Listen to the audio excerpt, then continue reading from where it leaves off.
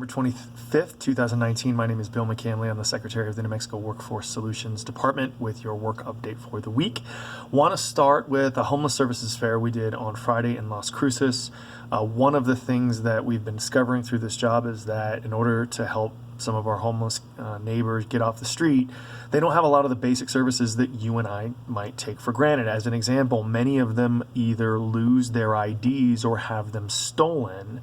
And without an ID, you can't get housing help, you can't get health care, you can't get job services, et cetera, and so on. So one of the things that we tried to do last month in Albuquerque was set something up to where we can help people get IDs, and that requires a lot of times to get a birth certificate, and that's something that one department, the Department of Health, does. We also get the motor vehicle department there, which actually does the IDs, and then our job is to come in on the backside and say, hey, for those of you all that are looking to try to get a job, we can help you get a resume printed out, do a job search, et cetera, and so on. So we did that in Albuquerque. We tried to do a more systematized approach of it in Las Cruces, and that kind of worked because you have the Community of Hope, which is one of the only campuses really set up where you've got health care, food distribution, housing services, a tent city, and a shelter all within about 200 yards of each other. It was pretty successful. We're really happy that that went down. We're going to try to continue this both there and try it in other places around the state. But the challenges in doing other places are, how do you get people to register beforehand and the facilities to do these sorts of things in other communities where you may not have that centralized campus like they have in Las Cruces. We need more donations to be able to get the IDs. The Department of Health was kind of eating the $10 for birth certificates, but myself and the Las Cruces Chamber of Commerce really chipped in to make sure that we could take care of the ID charge, which is $10 a shot. And how do you help people without IDs or birth certificates that are from other states get those? We were able to get New Mexico birth certificates, but there were a lot of transient folks from like California that wanted a New Mexico ID that we just did. It was like $150 a shot, and you had to mail it in and that sort of thing. So we need to figure that out.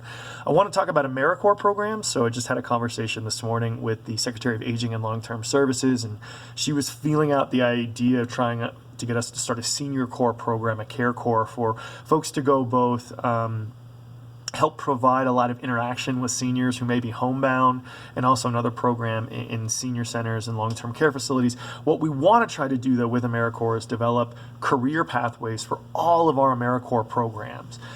You have a lot of soft skill learning in Americorps programs. I know how to work with other people. I figure out how to show up on time, blah, blah, blah, blah, blah. But you also get specific skills in a thing. So we have a lot of folks in the Roadrunner Food Bank that are learning how to do food distribution. We have a new program we've got in Española where people coming out of drug rehabilitation are getting training to help others going into drug rehabilitation work it through. That's a skill set that you can get a job with after. We're trying to get an MOU by the end of the year with the U.S. Forest Service up in Taos, because we have an Americorps program up there where there's some skills being learned that could translate into those type of jobs. So we're going to try to have every single Americorps program by June have that component with it. The last thing I want to talk about is some good news. New Mexico is ranked 6th in the country again in private sector job growth. That's the 3rd month in a row.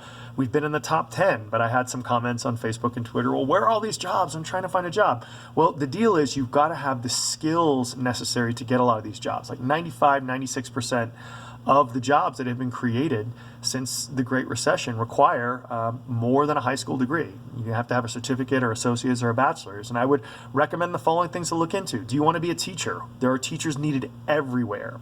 And if you have a bachelor's degree already, you can get an alternative license that would allow you to be a teacher.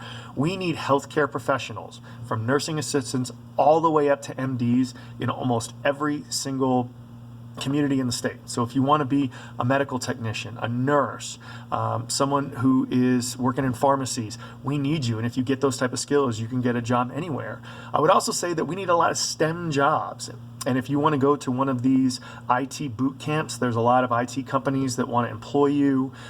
We need engineers. We need researchers at the labs. And so these are the things where if you're looking for a gig and you want to stay here in New Mexico, those are the type of long-term jobs that are going to be available for a while if you have the right skills.